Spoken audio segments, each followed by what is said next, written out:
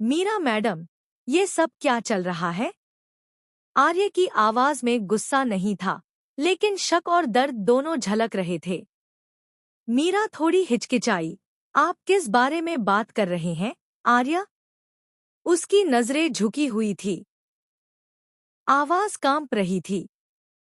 आर्य ने टेबल पर रखी एक फाइल की ओर इशारा किया।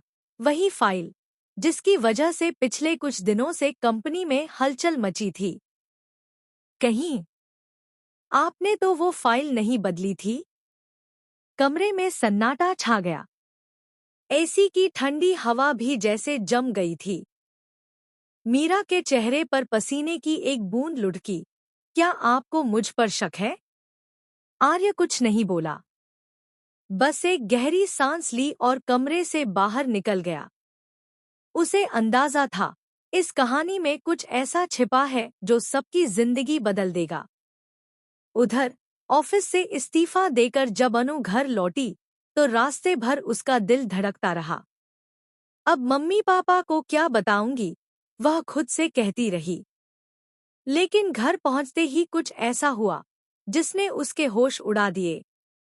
घर के बाहर मोहल्ले के लोग जमा थे। हर तरफ फुसफुसाहट थी। देखो, यही वो लड़की है जिसने ऑफिस में चोरी की है। बाप बेटी दोनों एक जैसे हैं। अनु की आंखों में आंसू भर आए। वह कुछ कहती, उससे पहले ही उसके पिता गोपाल जी का चेहरा उतर गया। पहले ही दुकान जल जाने से वे टूट चुके थे, और अब यह बदनामी। वह चुपचाप अंदर गए और कमरे का दरवाजा बंद कर लिया। अंदर से कुछ गिरने की आवाज आई। पुष्पा जी घबरा उठीं। गोपाल जी, दरवाजा खोलिए। पर कोई जवाब नहीं। अनु के पैर कांपने लगे। तभी आर्य वहां पहुंचा। उसे पहले से शक था कि अनु निर्दोष है। वह दरवाजे पर जोर से बोला, गोपाल जी, मुझे अनु पर पूरा भरोसा है। वो ऐसा नहीं कर सकती। मैं वादा करता हूँ, असली गुनहगार को सामने लाकर रहूंगा।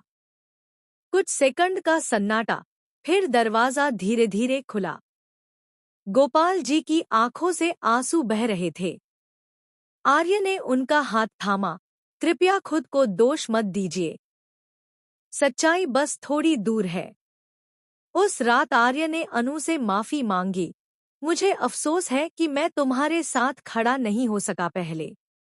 लेकिन अब मैं तब तक चैन से नहीं बैठूंगा जब तक तुम्हारा नाम साफ नहीं होता। बस एक बात बताओ, क्या तुम्हारे घर कोई अजनबी आया था? अनु ने सोचा, फिर बोली, हाँ, एक आदमी आया था, कुछ बेचने। कपड़े बहुत अच्छे पहने थे, बहुत सभ्य लग रहा था। पापा ने कहा था